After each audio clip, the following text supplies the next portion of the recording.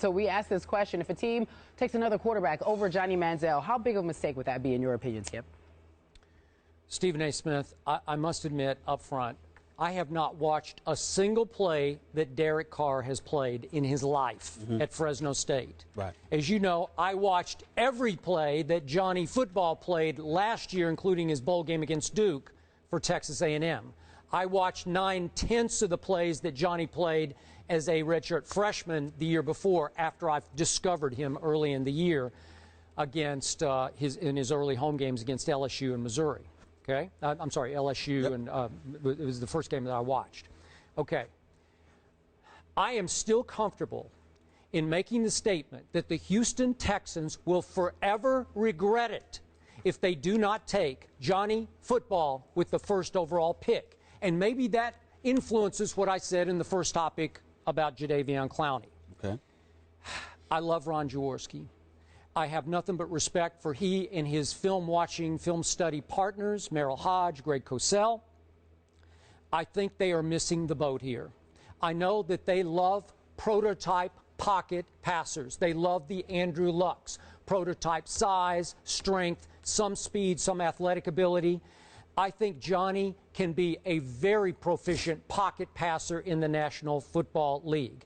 I'm not sure which 5 games Ron Jaworski has watched, but as I've told you, if you did watch the LSU game and you did watch the game at Missouri, that LSU and at Missouri late in the year, you saw a very beat-up Johnny Manziel.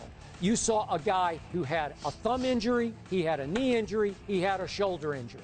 He was trying to make plays to make up for one of the worst defenses in all of college football. And at LSU, against a supremely talented defense, he played on a mud bog of a field in hurricane force winds. And I'm not exaggerating. It was hurricane force wind.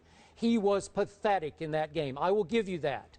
And against Coney Ely and Michael Sam, both coming off the edges at Missouri, he had a long night. And he kept A&M in the game right to the bitter end. So, to me, when I hear a David Cutcliffe, who coached both of the Mannings in college, rave about Johnny after the Duke game, saying he had nothing but pocket poise. He was astounded by his accuracy on out routes out of the pocket and stunned by how quick he was in person, that he was much quicker in person than on tape. I'm going to say it again. This is a rare competitor and playmaker. But I told Mel Kiper about a year ago, before last year's draft, this will be the most polarizing figure in the draft since Tim Tebow. This is not Tim Tebow. They're extremely different. In this case, there should be no question about Johnny Manziel. Even though he measured 1/4 inch under 6 feet, he plays much bigger. He dominated the Southeastern Conference. I have no doubts about him, except his off the field that we've talked about. If he has alcohol issues, which I've reportedly he's addressed his alcohol issues in the past. I don't know that for a fact, but that would be my only outstanding issue, and whether he can stay healthy. Other than that, I'm sorry, Ron Jaworski, I think you need to look at more than 5 games. Okay. Johnny Manziel's size doesn't affect you at all, height-wise? Nope. Quickness is extraordinary.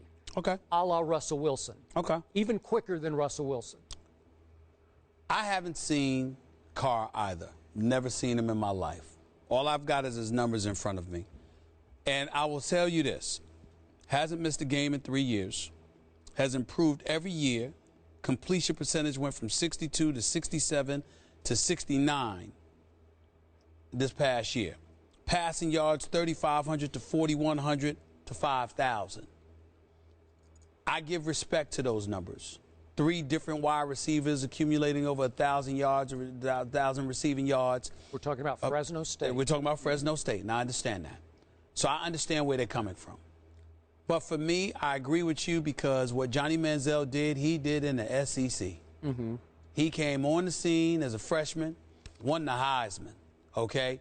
He's performed exceptionally well on the big stage in most circumstances. Nick Saban, who I think is nothing short of great despite his his momentary lapse against Auburn, raved about this guy, his competitive fire. And I think on the NFL level, You have to have people like that in your locker room. One of the reasons why I'm willing to concede Tom Brady has a notch above Peyton Manning, I have no questions about Peyton Manning's greatness, what he's accomplished, how he's a future Hall of Famer, and I profoundly respect him. But visually, from a histrionic standpoint, when you look at the fire in the belly of a Tom Brady, you just see something there I agree. that doesn't appear visible to the naked eye, like, you know, with Peyton Manning on that level. There is just something a little extra special about Tom Brady. Okay, so for me, I look at Johnny Manziel and I think about the great quarterbacks we've seen in NFL history and the intangible that they have on that level. And I see Johnny Manziel being one of those individuals. Ron Jaworski has more knowledge about football in his fingernail than I have. I have nothing but respect for him. But I'm flabbergasted as to how he could sit there and say, yeah, you forget the more than 5 games, Skip. How could you see Johnny Manziel for 5 games and say that we're going to pick him before the 3rd round? I don't understand that. I think he's too big time of a talent who has performed too big time on the biggest stage. And you, by the way, he didn't stink up the joint at the combine or anything like that. I don't understand how you get. Then you talk about the size of his hand or whatever. The ability to get his huge Freakish hands. I mean, how do you sit there and say, not even a 3rd rounder? I don't get that.